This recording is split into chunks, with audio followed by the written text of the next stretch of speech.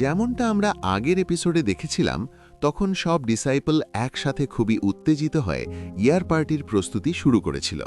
সেই প্রস্তুতিতে চাও ফ্যাংও তাদের পুরোপুরি সাহায্য করছিল, কিন্তু একই সাথে তার মনে বারবার তার পুরনো বন্ধুদের কথা ভেসে উঠছিল, যারা ছিল তার আগের সেক্টের সঙ্গী। যদিও ফ্যাং এবং অন্য সবার সাথে তার বেশ ভালো একটা বন্ড তৈরি হচ্ছিল, তবুও চাও ফ্যাং চাইছিল না যে সে তাদের সাথে ইমোশনালভাবে বেশি জড়িয়ে পড়ুক, কারণ তার ভয় ছিল যদি আবার আগের মতো করে তাকে তার সঙ্গীদের হারাতে হয়। সেই কারণেই সে সিদ্ধান্ত নিয়েছিল যে সে চিরদিনের জন্য সেই সেক্ট ছেড়ে দেবে।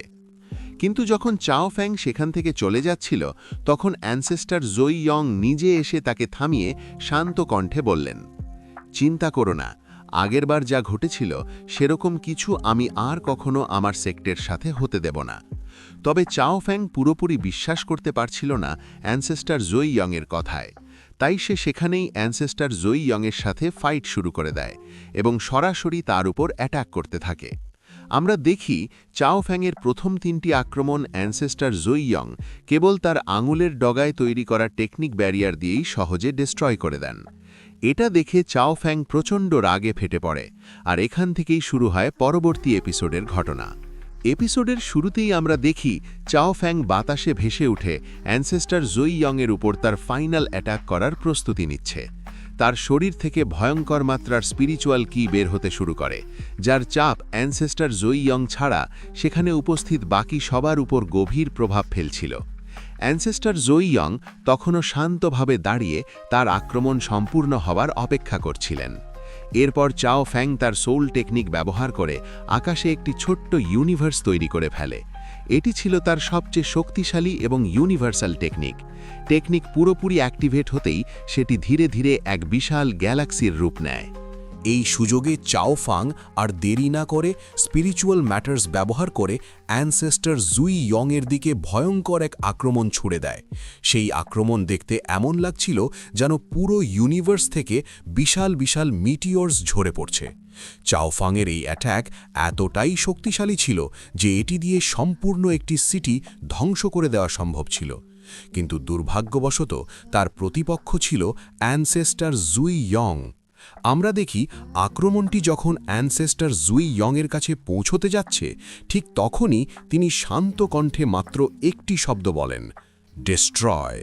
আর সেই কথার সাথে সাথেই তার শরীর থেকে ভয়ঙ্কর শক্তিশালী ডিভাইন সুপ্রিম এনার্জি বেরিয়ে আসে। মুহূর্তের মধ্যেই চাও ফাংয়ের মিটিওরিক অ্যাট্যাক সম্পূর্ণভাবে ধ্বংস হয়ে যায়। শুধু তাই নয়, সেই শক্তি তার তৈরি পুরো গ্যালাক্সিটাকেও ভেঙে চুরমার করে দেয়। এই ধাক্কায় চাও ফাং নিজেই বাতাসে ছিটকে অনেক দূরে গিয়ে পড়ে। সবচেয়ে অবাক করার বিষয় ছিল অ্যানসেস্টার জুই ইয়ং এই পুরো কাজটি করেছিলেন কেবল একটি আঙুল আকাশে তুলেই। তার এই ছোট্ট আক্রমণেই চাও ফাংয়ের অবস্থা ভীষণ খারাপ হয়ে যায়। এখন তো সে ঠিকভাবে দাঁড়াতেও পারছিল না। এটা দেখে লিঙ্গু দ্রুত দৌড়ে এসে উদ্বিগ্ন হয়ে বলে, সিনিয়র সিস্টার, আপনি ঠিক আছেন তো? এই বলে লিঙ্গু তাড়াতাড়ি এগিয়ে এসে তাকে ধরে দাঁড় করানোর চেষ্টা করে, কিন্তু চাও ফাং দাঁড়িয়েই রাগে লিঙ্গুর হাত ঝটকা দিয়ে সরিয়ে দেয় এবং নিজেকে সামলে নেয়। তখন সে বুঝে যায় সে অ্যানসেস্টার জুই ইয়ংয়ের সাথে মোটেও লড়তে পারবে না, কারণ এখন পর্যন্ত অ্যানসেস্টার জুই ইয়ং তার উপর একবারও আক্রমণ করেননি। যদি তিনি সত্যিই আক্রমণ করতেন তাহলে হয়তো তার সোলের অস্তিত্ব পর্যন্ত মুছে যেত।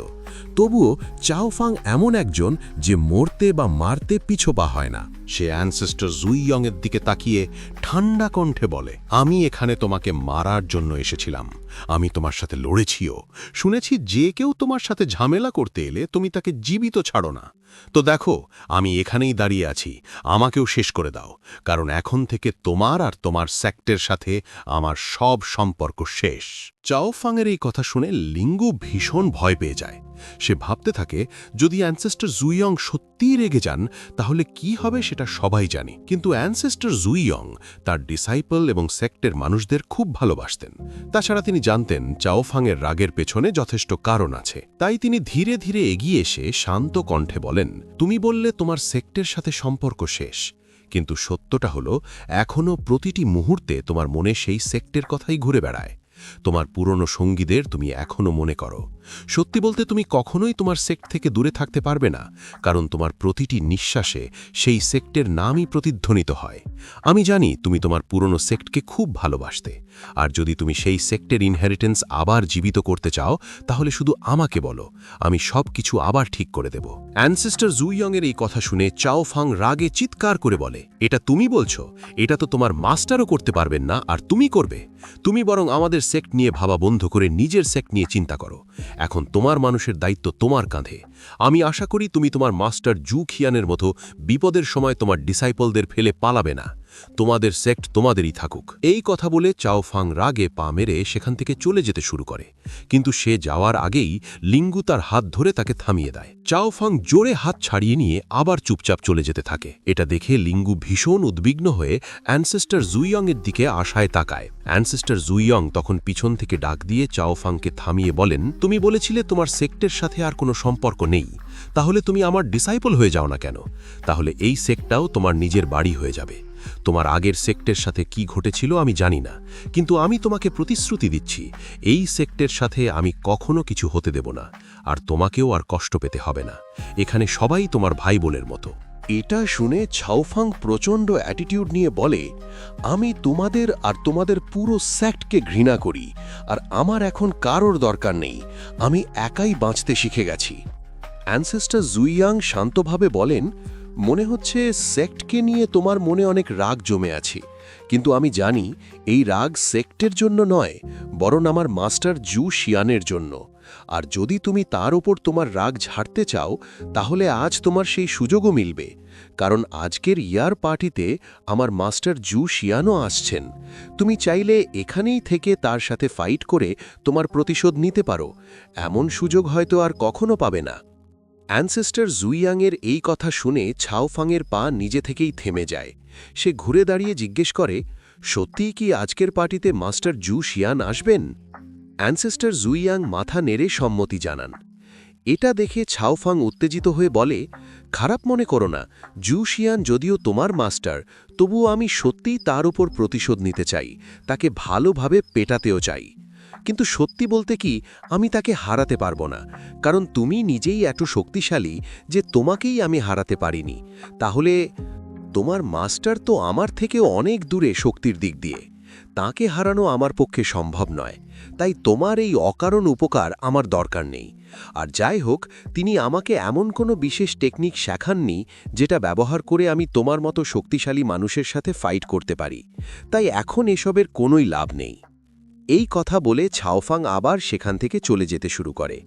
এটা দেখে লিঙ্গু তাকে থামানোর চেষ্টা করে, কিন্তু ছাওফাং তখন তার কোনো কথাই শুনতে রাজি ছিল না। ঠিক তখনই পিছন থেকে অ্যানসেস্টর জুইয়াং তাকে ডেকে থামিয়ে বলেন, মাস্টার জু শিয়ান এখন অনেক বেশি বুড়ো হয়ে গেছেন, আর আমার সামনে দাঁড়িয়ে তিনি কারোর সাথেই ফাইট ব্যাক করতে পারবেন না। যদি তুমি এখানে আমার সামনে তার ওপর অ্যাট্যাক করো তাহলে তিনি কখনোই তোমার সাথে ফাইট ব্যাক করার সাহস করবেন না। অ্যানসেস্টর জুইয়াংয়ের এই কথা শোনা মাত্রই আমরা দেখি ছাওফাং এক ঝটকায় দৌড়ে এসে সরাসরি অ্যানসেস্টর জুইয়াংয়ের সামনে দাঁড়িয়ে যায় এবং তাকে জিজ্ঞেস করে, আপনি কি সত্যি সত্য বলছেন? অ্যানসেস্টর জুইয়াং শান্ত কণ্ঠে উত্তর দেন, যখন আমি মাত্র 10 বছর বয়সে ছিলাম তখনও আমার মাস্টার তার ফুল পোটেনশিয়াল নিয়ে আমাকে হারাতে পারতেন না, আর এখন তো তিনি অনেক বুড়ো হয়ে গেছেন। তিনি আবার বললেন, আরেকটা কথা, যদি তুমি এখানে আমার সেক্টে যোগ দিয়ে আমার ডিসাইপল হয়ে যাও তাহলে তিনি কখনোই তোমার সাথে ফাইট ব্যাক করবেন না, কারণ তুমি হবে জুইর ডিসাইপল, আর জুইর ডিসাইপলকে কেউই হার্ট করতে পারে না। অ্যানসেস্টর জুইয়াংয়ের এই কথা শুনে চাও ফ্যাংয়ের মুখে একটা চতুর হাসি ফুটে ওঠে। অন্যদিকে লিঙ্গু, যে পিছনে দাঁড়িয়ে সবকিছু শুনছিল, সে তাড়াতাড়ি সামনে এসে তাদের থামিয়ে বলে, না না, তোমরা দুজনকে প্ল্যান করছো। তিনি তো আমাদের মাস্টার। আজ আমরা যা কিছু হয়েছি সবই তার জন্য। তাহলে তোমরা নিজের মাস্টারকে মারার পরিকল্পনা কিভাবে করতে পারো? এরপর লিঙ্গু আবার অ্যানসেস্টর জুইয়াংয়ের দিকে তাকিয়ে বলে, জুনিয়র ব্রাদার, তুমি কি করছো? চাও ফাং আমার বড় বোনের মতো, আর তুমি আমার ছোট ভাইয়ের মতো। তাহলে তুমি তাকে কিভাবে নিজের ডিসাইপল বানাতে পারো? না না, এটা হতে পারে না। সে তো ইতিমধ্যেই আমাদের মতো মাস্টার জুশিয়ানের ডিসাইপল। অ্যানসেস্টর জুই ইয়াং এর বাকি ডিসাইপলরাও যারা পিছনে দাঁড়িয়ে সব শুনছিল তারা সবাই এই কথাগুলো শুনে ভীষণ অবাক হয়ে যায়। কিন্তু চাও ফ্যাং পুরোপুরি লিঙ্গুর কথা উপেক্ষা করে অ্যানসেস্টর জুই ইয়াং এর দিকে তাকিয়ে বলে, মাস্টার, আমি আপনার ডিসাইপল হতে রাজি আছি, কিন্তু আপনাকে মাস্টার জু শিয়ানের উপর প্রতিশোধ নিতে আমাকে সাহায্য করতে হবে। অ্যানসেস্টর জুই ইয়াং তার হাতের উপর হাত চাপড়ে হেসে বলেন, ওকে, ঠিক আছে, তোমার এই শর্ত আমি মেনে নিলাম। আসলে বন্ধুরা, এটা কোনো বড় বিষয় ছিল না। অ্যানসেস্টর জুই ইয়াং যখনই রেগে যেতেন তখন তিনি তার মাস্টার জু শিয়ানকে ভীষণভাবে পিটাতেন। আর মাস্টার জু শিয়ান, যিনি অ্যানসেস্টর জুই ইয়াংয়ের রাগকে খুব ভয় পেতেন, তিনিও চুপচাপ সেই মার সহ্য করতেন। আর আজ এখানেও ঠিক তেমন কিছুই ঘটতে চলেছে। যাই হোক, এই ডিল হওয়ার পরে অ্যানসেস্টর জুই ইয়াং হাসতে হাসতে আবার নিজের সেক্টের ভিতরে ফিরে যেতে লাগলেন। তার মতোই চাও ফ্যাংও সেখানে ভীষণ খুশি দেখাচ্ছিল, কিন্তু বেচারা লিঙ্গু ভীষণ চিন্তায় পড়ে গেল। সে বুঝতে পেরেছিল আজ তার মাস্টারের এখানে ভীষণ মার খাওয়ার সম্ভাবনা রয়েছে। দেখো বন্ধুরা, এটাই সেই গডের অবস্থা। তার নিজের দুজন ডিসাইপেলই তাকে মারার পরিকল্পনা করছে। যাই হোক, অ্যানসেস্টর জুই ইয়াং যখন ঘুরে দাঁড়ালেন তখন হঠাৎই তার শরীর থেকে ডিভাইন সুপ্রিম এনার্জি বের হতে শুরু করল। অল্প সময়ের মধ্যেই সেই এনার্জি পুরো সেক্টে ছড়িয়ে পড়ে। যে যে জিনিসকে সেই এনার্জি স্পর্শ করছিল সব কিছুই আবার আগের মতো ঠিক হয়ে যাচ্ছিল। দেখে মনে হচ্ছিল অ্যানসেস্টর জুই ইয়াং যেন পুরো সময়কেই রিভার্স করে দিয়েছেন। মাত্র এক মুহূর্তের মধ্যেই পুরো গার্ডেন আবার আগের মতো সুন্দর হয়ে যায়। অ্যানসেস্টর জুই ইয়ং এর এই অসাধারণ শক্তি দেখে চাও ফাং আরও বেশি মুগ্ধ হয়ে যায়। হঠাৎ সে তাকে জিজ্ঞেস করে, মাস্টার, আপনি তো আগে মাস্টার জু শিয়েনকে পিটিয়েছেন, তাহলে কি আমাকে এমন কোনো বিশেষ টেকনিক শেখাতে পারবেন যেটা ব্যবহার করে আমিও মাস্টার জু শিয়েনকে ভালোভাবে পেটাতে পারি? অ্যানসেস্টর জুই ইয়ং চাও ফাংকে উত্তর দেওয়ার আগেই লিঙ্গু আবার তাকে বোঝানোর চেষ্টা করে বলে, সিনিয়র সিস্টার, আরেকবার ভালো করে ভেবে দেখো, তিনি আমাদের মাস্টার।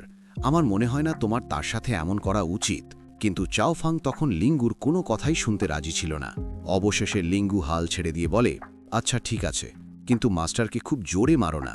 ঠিক তখনই লিঙ্গু চাও ফাংকে এসব বোঝাচ্ছিল, এমন সময় হঠাৎ চারপাশে ভীষণ শক্তিশালী ডিভাইন এনার্জি ছড়িয়ে পড়তে শুরু করে। অল্প সময়ের মধ্যেই সেই ডিভাইন এনার্জি এক জায়গায় জড়ো হয়ে একটি টেলিপোর্টেশন পোর্টাল তৈরি করতে শুরু করে। এরপর সেই শক্তি সোজা নিচে মাটির ওপর নেমে আসে, আর সেই ডিভাইন এনার্জির ভেতর থেকে মাস্টার জু শিয়েনের কণ্ঠ শোনা যায়। তিনি হাসতে হাসতে বলছিলেন, তোমরা সবাই আবার তোমাদের মাস্টারকে দেখতে চেয়েছিলে, তাই না? তাহলে দেখো, আজ আমি তোমাদের এই ইচ্ছাটাও পূরণ হয়ে গেল। মাস্টার জু শিয়েনের এমন কথা শোনার সাথে সাথেই আমরা দেখি শুধু সাজুই নয়, আশেপাশে থাকা বাকি সবাই এর মনোযোগও সেদিকেই চলে গেছে। ঠিক সেই সময় মাস্টার জুজিয়ান সেই গোল্ডেন এনার্জি থেকে হাসতে হাসতে বাইরে বেরিয়ে আসেন। তাকে দেখেই লিংজু দ্রুত মাথা নেড়ে ইশারায় বলতে থাকে, না না, দ্রুত এখান থেকে পালিয়ে যান, না হলে আজ এখানে আপনার সাথে খুবই খারাপ কিছু ঘটবে। কিন্তু মাস্টার জুজিয়ান যেন লিংজুর দিকে তাকিয়েই দেখছিলেন না। তিনি তো অ্যানসেস্টর জুই ইয়ং এর দিকে তাকিয়ে নিজের দাড়িতে হাত বুলাতে বুলাতে ধীরে ধীরে তার দিকেই এগিয়ে যাচ্ছিলেন। আর এদিকে বেচারা লিংজু দুই হাত দিয়ে ইশারা করে তাকে বোঝানোর চেষ্টা করছিল, মাস্টার, দয়া করে পালিয়ে যান এখান থেকে, না হলে আজ আপনার পরিণতি খুবই খারাপ হবে। ঠিক তখনই আমরা দেখি মাস্টার জুজেনের দৃষ্টি সেখানে অ্যানসেস্টর জুই ইয়ংয়ের পাশে দাঁড়িয়ে থাকা জৌ ফেংয়ের উপর পড়ে। জৌ ফেং তখন রাগে ফুঁসতে ফুঁসতে তার দিকে তাকিয়েছিল। এটা দেখেই মাস্টার জুজেনের দৃষ্টি সোজা লিংজুর দিকে যায়। লিংজু ইশারায় তাকে সেখান থেকে পালাতে বলে দেয়। লিংজুর সেই ইশারা বুঝে মাস্টার জুজেন তাড়াতাড়ি ঘুরে দাঁড়িয়ে অ্যানসেস্টর জুই ইয়ংকে বললেন, রেবেল, আমাকে ক্ষমা করো, হঠাৎ একটা জরুরি কাজ মনে পড়ে গেছে, তাই আমাকে এখনই এখান থেকে যেতে হবে। এটা বলে মাস্টার জুজেন যখন সেখান থেকে বেরিয়ে যাওয়ার চেষ্টা করছিলেন তখনই অ্যানসেস্টর জুই ইয়ং পেছন থেকে ডাক দিয়ে বললেন, একটু থামুন। অ্যানসেস্টর জুই ইয়ংয়ের কথা মাস্টার জুজেন অমান্য করতে পারলেন না, তাই তিনি চুপচাপ সেখানেই দাঁড়িয়ে গেলেন। এটা দেখে অ্যানসেস্টর জুই ইয়ং হালকা হাসি নিয়ে সামনে এগিয়ে এসে বললেন, আপনার যাওয়ার এত তাড়া কেন? এখনও তো আপনাকে আমার নতুন ডিসাইপেলের সাথে পরিচয় করিয়ে দিইনি। এটা বলে অ্যানসেস্টর জুই ইয়ং লিংজুকে নিয়ে মাস্টার জুজেনের দিকেই এগোতে লাগলেন। কিন্তু মাস্টার জুজেনের পুরো মনোযোগ তখন জৌ ফেংয়ের দিকেই ছিল। জৌ ফেং তাকে দেখে রাগে নিজের হাত শক্ত করে মুঠো করে ফেলেছিল। এটা দেখে মাস্টার জুজেন একটু বিচলিত হয়ে বললেন, না, আমি আবার কোনো একদিন আসব, এখন আমার এখানে কিছু একটা গোলমাল মনে হচ্ছে। কিন্তু তিনি সেখান থেকে বেরোতে যাবেন ঠিক তখনই হঠাৎ জৌ ফেং চিৎকার করে উঠল, মাস্টার জুজিয়ান, আজ আপনাকে আমি ছেড়ে দেব না। এটা বলেই জৌ ফেং তার ভয়ঙ্কর স্পিরিচুয়াল অরা মুক্ত করে দিল।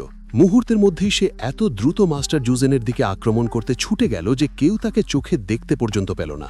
যেই সে মাস্টার জুজেনের সাথে ধাক্কা খেল, মাস্টার জুজেনের প্রোটেক্টিভ ব্যারিয়ার তাকে রক্ষা করে দিল, কিন্তু তাদের সংঘর্ষের ফলে সেখানে প্রচণ্ড শক্তিশালী এনার্জি মুক্ত হতে শুরু করল।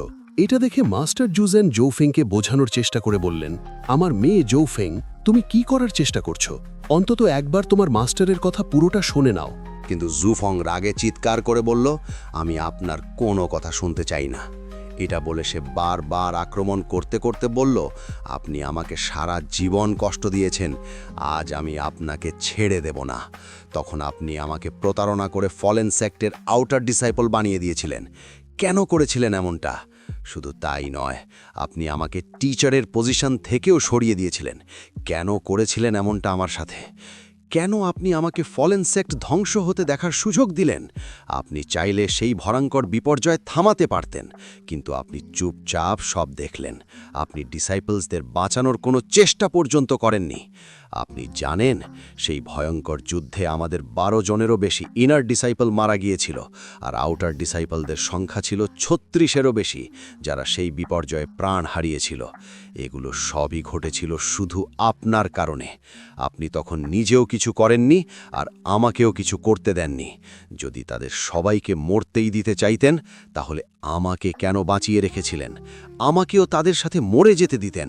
অন্তত আমার সঙ্গীদের মৃত্যুর কষ্টটা মনে থাকতো না। আপনি কি ভেবেছিলেন আমি জীবনের লোভ করি? না, কখনোই না। এই কষ্টের চেয়ে তো সেই সময় মারা যাওয়া ভালো ছিল। এইভাবে জুফং একের পর এক আক্রমণ করতে করতে কি যেন বলে যাচ্ছিল।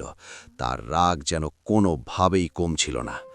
আর জুফংয়ের সব কথা শুনে মাস্টার জুজেনও গভীরভাবে আবেগপ্রবণ হয়ে পড়েছিলেন। তিনি চুপচাপ নিজের প্রোটেক্টিভ ব্যারিয়ার সরিয়ে ফেললেন। এটা দেখে জুফংও হঠাৎ তার আক্রমণ থামিয়ে দিল। সে 2 কদম পিছিয়ে গিয়ে রাগে মাস্টার জুজেনের দিকে তাকিয়ে রইল। এখানে আজ আমরা আরেকটা বিষয় জানতে পারলাম। মাস্টার জুজেন চাইলে তখন তার সব ডিসাইপলকে বাঁচাতে পারতেন, তবুও তিনি তাদের মরতে দিয়েছিলেন।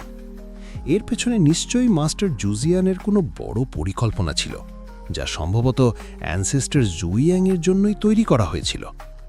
যদি তিনি অ্যানসেস্টার জুইয়াংয়ের জন্য এত বড় বড় পরিকল্পনা করে থাকেন, তাহলে তার শত্রুটা কতটা ভয়ঙ্কর হতে পারে? অ্যানসেস্টার জুইয়াং কি সেই শত্রুর মোকাবিলা করতে পারবেন, নাকি তিনি নিজেই নিজের শত্রু হয়ে উঠবেন, তার ভয়ঙ্কর রাগের কারণে সব কিছু ধ্বংস করে ফেলবেন? যাই হোক, মাস্টার জুজিয়ান যেভাবে সব পরিকল্পনা সাজিয়েছেন, তার ফলে অ্যানসেস্টার জুইয়াংয়ের ভেতরেও অনেক আবেগ জন্ম নিতে শুরু করেছে। এখন সামনে কি হবে সেটা জানা যাবে শুধু পরবর্তী এপিসোডগুলোতেই। অন্যদিকে আমরা দেখি জুফ্যাং যেভাবে মাস্টার জুজিয়ানের ওপর তার রাগ ঝাড়ছিল, সেটা দেখে অ্যানসেস্টার জুইয়ানের মুখেও একটুখানি হাসি ফুটে উঠেছিল, কারণ তিনিও প্রায় নিজের রাগ এভাবেই প্রকাশ করতেন। কিন্তু জুফ্যাংয়ের রাগ তখনও পুরোপুরি কমেনি। সে আবার হঠাৎ তার সোল টেকনিক ব্যবহার করে একটি অত্যন্ত ভয়ঙ্কর আক্রমণ তৈরি করে ফেলল। কেউ কিছু বুঝে ওঠার আগেই সে সেই আক্রমণ মাস্টার জুজেনের দিকে ছুড়ে দিল। লিংজু তখন তাকে থামানোর চেষ্টা করেছিল, কিন্তু তখন অনেক দেরি হয়ে গেছে। লিংজু হতাশ হয়ে মাথা নেড়ে বলল, অলরেডি মাস্টারের জীবনের সময় খুব কম বাকি আছে। এই ভয়ঙ্কর আক্রমণ সহ্য করার পর তার লাইফ আরও কমে যাবে। এদিকে জুফ্যাংয়ের আক্রমণ মাস্টার জুজেনের সাথে ধাক্কা লাগতেই বিশাল এক এনার্জি ব্লাস্ট হয়ে গেল। কিছু সময়ের জন্য সবাই কিছুই দেখতে পাচ্ছিল না, এমনকি জুফ্যাং নিজেও না। তার সেই আক্রমণ এত ভয়ঙ্কর ছিল যে আবারও পুরো গার্ডেন ধ্বংস হয়ে গেল। কিন্তু যখন সেই আক্রমণের এনার্জি শেষ হয়ে গেল, তখন দেখা গেল জুফ্যাং শেষ মুহূর্তে তার আক্রমণের দিক বদলে দিয়েছিল। এরপর সে লিংজুর দিকে তাকিয়ে জিজ্ঞেস করল, কি বললে তুমি? আমার আক্রমণের পর তোমার মাস্টার জুজিয়ানের লাইফ কমে যাবে? এটা কিভাবে সম্ভব? না, এটা অসম্ভব। মাস্টার জুজিয়ানের লাইফ কিভাবে শেষ হতে পারে? তিনি তো ইউনিভার্সের ক্রিয়েশন থেকে বিলং করেন। এদিকে জোফ্যাংকে নিজের জন্য এত চিন্তা করতে দেখে মাস্টার জুজেনের মুখেও হাসি ফুটে উঠল। তিনি মনে মনে বললেন, যাক, এই লিংজু অন্তত কোনো কাজের তো হলো। এরপর মাস্টার জুজেন নাটক করতে করতে বললেন, দ্রুত আমাকে ধরো, দুর্বলতার কারণে মাথা ঘুরছে। এই নাটক দেখে অ্যানসেস্টার জুইয়ং হালকা হাসি দিয়ে মাথা নেড়ে বললেন, এরা কোনো দিনই বদলাবে না। মাস্টার জুজেন তখন লিংজুকে ডেকে বললেন, ডিসাইপল, এসো, আমাকে সাহায্য করো, আমি এখন একা হাঁটতেও পারছি না, দয়া করে আমাকে ভেতরে নিয়ে চলো। এই কথা শুনে লিংজু দেরি না করে দ্রুত তার কাছে চলে এলো। তাকে ধরে রেখে জোফ্যাংকে বলল, মাস্টার খুব খারাপভাবে ইনজিওর্ড হয়ে গেছেন। জোফ্যাং, যদি তোমার আক্রমণ সত্যিই মাস্টার জুজেনকে আঘাত করত, তাহলে তার লাইফ থেকে আরও 100 বছর কমে যেত। এখন তার মাত্র 10 লাখ বছর বাকি আছে। তুমি কি জানো প্রতিটি বছর তার জন্য কতটা মূল্যবান? এটা বলে লিংজু ধীরে ধীরে মাস্টার জুজেনকে নিয়ে সেখান থেকে চলে যেতে লাগল। আর সেটা দেখে জোফ্যাং সেখানে দাঁড়িয়েই রইল। সে তখন প্রশ্ন করে বলল, তোমার মাস্টার জুজেন এত ভয়ঙ্করভাবে ইনজিওর্ড কবে থেকে হয়ে গেল? এটা বলেই জোফ্যাং আবার রাগ দেখিয়ে বলল, আপনি আগে আমাকে আপনার ইনজিওরির কথা কেন বললেন না? যদি বলতেন যে এখন আপনার হাড়ে আর আগের মতো শক্তি নেই, তাহলে আমি হঠাৎ করে আপনার ওপর এভাবে অ্যাটাক করতামই না। কিন্তু এটা ভুলে যাবেন না, আমি আপনাকে মার্ক করে রেখেছি। এটা বলে জোফ্যাং দ্রুত মাস্টার জুজেনের সামনে এসে বলল, আজ না হোক কাল আমি আপনার কাছ থেকে আমার প্রতিশোধ নিয়েই ছাড়ব। মাস্টার জুজেন তখনও নাটক করতে করতে জোফ্যাংকে বললেন, আমার মেয়ে জোফ্যাং, আমার জন্য তোমার চিন্তা করার কোনো দরকার নেই, তোমার মাস্টার একেবারে ঠিক আছে। কিন্তু মাস্টার জুজেনের এই কথা শুনে জোফ্যাং আবার রেগে উঠে বলল, কে বলেছে আপনি আমার মাস্টার? এখন থেকে আমার নতুন মাস্টার হলো অ্যানসেস্টার জুই ইয়ং। আমার মাস্টার এখন অ্যানসেস্টার জুই ইয়ং, তাই আমাকে আবার ডিসাইপল বলে ডাকবেন না। আর এটা মনে রাখবেন, আমাদের হিসেব এখনও মিটেনি। যেদিন সুযোগ পাব সেদিনই আপনার কাছ থেকে প্রতিশোধ নেব। জোফেংয়ের এই কথা শুনে লিংজু তাকে বোঝানোর চেষ্টা করল, কিন্তু জোফেং তাকে সম্পূর্ণ ইগনোর করে বলল, কিচেনে এখনও অনেক কাজ বাকি আছে, তাই আমাকে দ্রুত গিয়ে লিংজুইকে সাহায্য করতে হবে। এটা বলে জোফেং তাদের দুজনকে সম্পূর্ণ উপেক্ষা করে কিচেনের দিকে চলে গেল। তার কথা শুনে দুজনেই খুবই চিন্তিত হয়ে পড়ল। এমনকি মাস্টার জুজেন তখন লিংজুকে জিজ্ঞেস করে বললেন, সে একটু আগে কি বলল? তার নতুন মাস্টারকে? লিংজু উত্তর দেওয়ার আগেই অ্যানসেস্টার জুইয়াং ঠান্ডা সুরে বললেন, জোফেং এখন আমার ডিসাইপল। অ্যানসেস্টার জুইয়াংয়ের এই কথা শুনে মাস্টার জুজেন যেন বড় এক ধাক্কা খেলেন। তিনি দ্রুত এগিয়ে এসে বললেন, তুমি কি বলছো? আমি তো তোমারও মাস্টার, তাহলে তুমি কিভাবে আমারই ডিসাইপলকে আমার কাছ থেকে ছিনিয়ে নিতে পারো? তোমার লজ্জা করে না? মাস্টার জুজেনের কথা শুনে অ্যানসেস্টার জুইয়াং তাকে এক ঠান্ডা দৃষ্টিতে তাকালেন। সেই দৃষ্টি দেখে বেচারা মাস্টার জুজেন পুরোপুরি ঘাবড়ে গেলেন। তাকে এমন অস্থির হতে দেখে অ্যানসেস্টার জুইয়াং আবার ঠান্ডা সুরে বললেন, আজ তুমি এখানে নিউ ইয়ারের জন্য এসেছ, তাহলে আমার জন্য কি গিফট এনেছ? অ্যানসেস্টার জুইয়াংয়ের কথা শুনে মাস্টার জুজেন আবার উদ্দীপ্ত হয়ে বললেন, এবার তুমি সত্যি কাজের কথা বলেছ। আমি তোমাকে প্রতিশ্রুতি দিচ্ছি, আমি তোমার জন্য যে গিফট এনেছি সেটা তোমার খুবই পছন্দ হবে। আর সবচেয়ে মজার ব্যাপার হলো, আমি শুধু তোমার জন্যই না, তোমার সব ডিসাইপলদের জন্য গিফট নিয়ে এসেছি। মাস্টার জুজেনের মুখে এতটুকু কথা শোনা মাত্রই সবাই দৌড়ে দ্রুত তার দিকে চলে এলো। এমনকি গিফট আগে কে নেবে সেটা নিয়ে তারা নিজেদের মধ্যে ঝগড়াও শুরু করে দিল। কেউ বলছে, আমি সবার আগে এসেছি, তাই গিফট আগে আমাকে দিতে হবে। আরেকজন বলছে, আমি উঠেই সবার আগে এখানে পৌঁছেছি, তাই প্রথম গিফট আমার প্রাপ্য। এইভাবে সবাই নিজের নিজের গিফট পাওয়ার জন্য তর্ক করতে লাগল।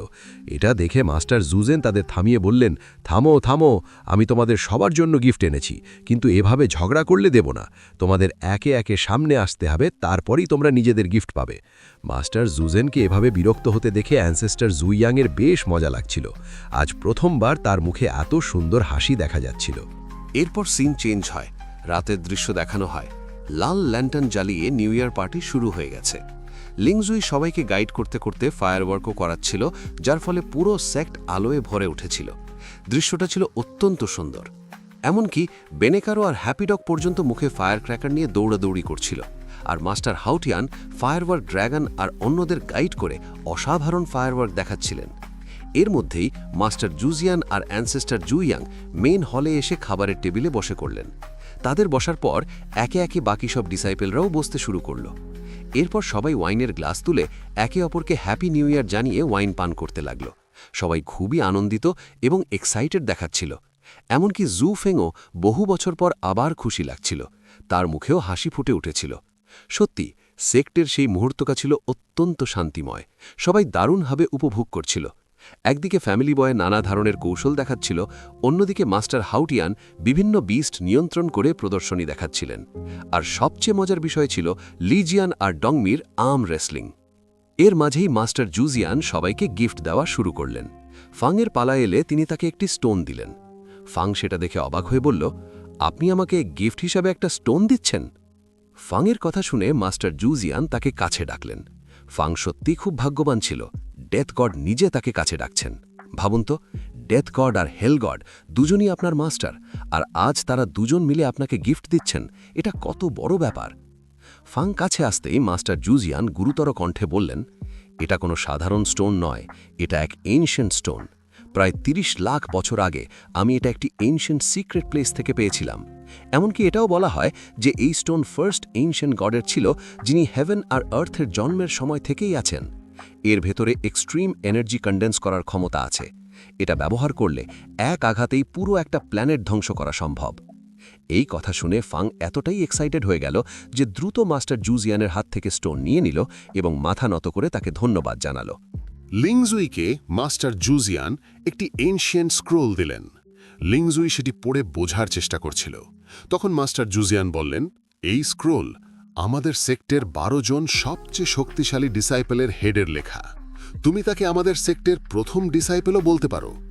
এটা বানাতে তার 5000 বছরেরও বেশি সময় লেগেছিল। এর মধ্যে একটি পিয়ারলেস গড রেসিপি লেখা আছে, যার মাধ্যমে তুমি গড লেভেল মিস্টিরিয়াস ডিশ তৈরি করতে পারবে। আর যে কেউ সেই ডিশ খাবে সে সঙ্গে সঙ্গে গড লেভেলে ব্রেক থ্রু করবে। সবাই জানত লিংজুয়ের রান্না খুবই খারাপ, কিন্তু যদি তার রান্না খেয়ে গড হওয়া যায় তাহলে সেটা সত্যিই আশ্চর্যের বিষয়। এই স্ক্রোলের কথা শুনে লিংজুইও খুব খুশি হয়ে মাস্টার জুজিয়ানের সামনে মাথা নত করে ধন্যবাদ জানালো। অন্যদিকে মিচু সবকিছু খুব মনোযোগ দিয়ে দেখছিল। সে মাস্টার জুজিয়ানের দিকে তাকিয়ে মনে মনে বলল, এই ওল্ড ম্যানের কাছে তো বেশ কিছু বিশেষ ট্রেজার আছে। মনে হচ্ছে এখন তাকে বোকা বানানোর সময় এসেছে। এরপর মাস্টার জুজিয়ান স্নোভেলোর দিকে তাকিয়ে বললেন, যদি ঠিক মনে করে থাকি, তুমি স্নোভেলো, মেডিসিন গার্ডেনের স্নোভেলো, যে আমাদের সেক্টের গার্ডেন দেখাশোনা করত? এটা বলেই তাকেও একটি গিফট দিলেন। স্নোভেলো খুশি হয়ে বলল, আমি ভাবতেও পারিনি আপনি এখনও আমাকে মনে রেখেছেন। আশা করি আপনার দেওয়া গিফটটাও খুব স্পেশাল হবে। মাস্টার জুজিয়ান হাসতে হাসতে বললেন, হ্যাঁ, তুমি ঠিকই বলেছ। এটা বলেই স্নোভেলো গিফট পরীক্ষা করার জন্য একটু দূরে চলে গেল। এরপর পিলুয়ের পালা এলো। তাকে দেখেই মাস্টার জুজিয়ান গভীরভাবে আবেগপ্রবণ হয়ে বললেন, পিলু, আমার সন্তান, সত্যি কি তুমি? কিন্তু তিনি কিছু বলার আগেই অ্যানসেস্টার জুই ইয়াং ঠান্ডা সুরে তাকে থামিয়ে বললেন, এখনও তার কিছুই মনে নেই। ভালো হবে আপনি তাকে কিছু মনে করিয়ে দেবেন না। এই কথা শুনে মাস্টার জুজিয়ান খুব কষ্ট পেলেও চুপ করে গেলেন। তিনি দুঃখ ভরে বললেন, আমার সন্তান, আমাকে ক্ষমা করো। তাড়াহুড়ো করে চলে আসার কারণে তোমার জন্য গিফট আনতে ভুলে গেছি। আসলে মাস্টার জুজেন জানতেন না যে পিলু রিইনকার্নেট হয়েছে, তাই তিনি এত অবাক হয়েছিলেন। তখন অ্যানসেস্টার জুইয়ং বললেন, চিন্তা করবেন না, আপনার পক্ষ থেকে আমি তাকে গিফট দেব, আর তাকে ট্যাঙ্গুমি টেকনিকও শেখাব। এটা শুনে মাস্টার জুজেন হাসলেন। এটা সত্যিই তার জন্য ভালো হবে, কারণ সেটা খুবই পাওয়ারফুল টেকনিক। ঠিক তখনই লিঙ্গা দৌড়ে এসে বলল, মাস্টার, আপনি আমাদের জন্য কি গিফট এনেছেন? অ্যানসেস্টার জুইয়ং আঙুলের একটুখানি শব্দ করতেই আকাশে অনেক ট্রেজার দেখা দিল। তিনি সেগুলো নিয়ন্ত্রণ করে সব ডিসাইপলদের মধ্যে ভাগ করে দিলেন। 2 আলকামি বয় পেল একটি বিশেষ কলড্রান, লিংজুই আর রিংজুই পেল একটি করে সোয়ার্ড, মিচু পেল একটি অদ্ভুত আইটেম, আর সবচেয়ে সুন্দর ট্রেজার পেল নিংজু, যেটা দেখতে হেভেনলি পার্লের মতো ছিল। নিংজু সেটা খুলতেই সবার দৃষ্টি সেখানে চলে গেল। অ্যালকামি মাস্টার অবাক হয়ে বলল, এত বড় হেভেনলি পার্ল আমি জীবনে কখনো দেখিনি। তখন নিংজু তাকে ধমক দিয়ে বলল, এটা কোনো সাধারণ পার্ল নয়, এটা হেভেনলি পার্ল। সবাই নিজের নিজের গিফট পেয়ে আরও খুশি হয়ে গেল। এদিকে লি জিয়ান আর ডংমি এখনও আর্ম রেসলিং চালিয়ে যাচ্ছিল। অন্যদিকে জো ফ্যাং আর লিংজু আবার স্বাভাবিকভাবে কথা বলতে শুরু করেছিল। জো ফ্যাংয়ের মাস্টার জুজেনের প্রতি রাগও অনেকটাই কমে গেছে। নিংজু তখন অ্যানসেস্টার জুইয়ংকে ধন্যবাদ দিয়ে বলল, অ্যানসেস্টার, আপনার গিফট আমার খুবই পছন্দ হয়েছে। আমি এটা সব সময় যত্ন করে রাখব। এরপর ফায়ারওয়ার্ক ড্র্যাগন আবার আকাশে উঠে দারুণ ফায়ারওয়ার্ক শুরু করল। পুরো আকাশ আলোয় ঝলমল করে উঠল। নিচে হাজিয়ান আর লেডি মাস্টার ওয়াইন খাওয়ার প্রতিযোগিতা করছিল। লেডি মাস্টার পুরো জার শেষ করেই অজ্ঞান হয়ে পড়ে গেল, কিন্তু হাজিয়ানের কিছুই হল না। সবচেয়ে আশ্চর্যের বিষয় ছিল, আজ বেনেকো নেশায় টলছিল। হঠাৎ উত্তেজনায় সে ডিমন কিং ফর্ম নিয়ে আকাশে উঠে ডিমন ফায়ার দিয়ে চারদিকে ফায়ারওয়ার্ক তৈরি করতে লাগল। নিজেদের ডিসাইপলদের এত খুশি দেখে অ্যানসেস্টর জুই ইয়াং আর মাস্টার জুজিয়ান দুজনেই খুব আনন্দিত ছিলেন। ঠিক তখন অ্যানসেস্টর জুই ইয়াং শান্ত কণ্ঠে মাস্টার জুজিয়ানকে বললেন, আমি সেক্টের সব মৃত ডিসাইপলকে আবার জীবিত করব। মাস্টার জুজেন হাসতে হাসতে বললেন, আমার ডিসাইপল, তুমি যা করছো তা আমার জন্য গর্বের বিষয়, আর তুমি যা করো তার পেছনে সবসময় কোনো না কোনো উদ্দেশ্য থাকে, তাই তুমি যা ইচ্ছা করতে পারো। এটা বলে তিনি ওয়াইনের গ্লাস এগিয়ে দিলেন। দুজনেই গ্লাস ঠকিয়ে ওয়াইন পান করলেন। এই অসাধারণ দৃশ্যের মধ্যে দিয়েই নিউ ইয়ারের এপিসোড শেষ হয়ে গেল। গাইজ, যদি আপনাদের এই ভিডিও ভালো লেগে থাকে এবং আপনারা এর নেক্সট পার্ট তাড়াতাড়ি দেখতে চান, তাহলে অবশ্যই কমেন্ট করে জানাবেন। আর যদি ভিডিও পছন্দ হয়ে থাকে তাহলে লাইক করার সাথে সাথে চ্যানেলটাও সাবস্ক্রাইব করে নেবেন। দেখা হবে নেক্সট ভিডিওতে। Thanks for watching.